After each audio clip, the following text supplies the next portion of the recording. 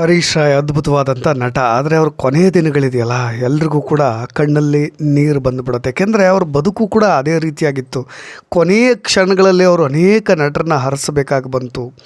ಅವರಿಗೆ ಸಹಾಯ ಮಾಡಿ ಅಂತ ಅವರು ಕೂಡ ಯಾಚಿಸಬೇಕಾಗಿ ಬಂತು. ಅದು ಕರ್ತವ್ಯ ಕೂಡ ಹೌದು. ನೋಡಿ, ಹರೀಶ್ ರಾಯ್ ಅವರ ನಿಜವಾದ ಹೆಸರು ಹರೀಶ್ ಆಚಾರ್ಯ ಅಂತ.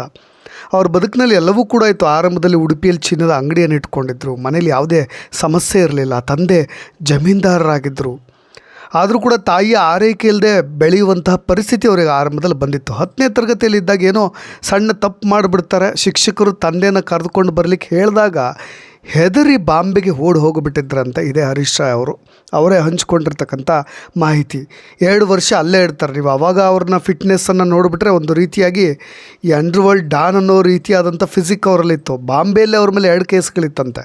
ಅದಾದಮೇಲೆ 1994ರಲ್ಲಿ ಬೆಂಗಳೂರಿಗೆ ಬರ್ತಾರೆ ಅಂತೇಳಿ ಇದೇ ಹರೀಶ್ ರಾಯ್ ಅವರು ಹಂಚ್ಕೊಳ್ತಾರೆ. ಆದರೆ ಕೊನೆಯ ದಿನಗಳಲ್ಲಿ ಹಲವು ಸೂಪರ್ ಹಿಟ್ ಸಿನಿಮಾಗಳನ್ನು ಕೊಟ್ಟ ನಂತರ ಇತ್ತೀಚೆಗೆ ಅವ್ರಿಗೆ KGF ಸಿನಿಮಾ ಖ್ಯಾತಿ ತಂದು ಕೊಡ್ತು. ಇತ್ತೀಚೆಗೆ ಅವರ ಆರೋಗ್ಯ ಕೈ ಕೊಟ್ಬಿಡ್ತು. ಅದಾದಮೇಲೆ ಅವ್ರು ಪಟ್ಟಂಥ ಪಾಡು, ಅವ್ರ ದೇಹದಲ್ಲಾದಂಥ ಬೆಳವಣಿಗೆ ಯಾರಿಗೂ ಬರಬಾರ್ದು ಅಂತ ಅನಿಸ್ಬಿಡುತ್ತೆ.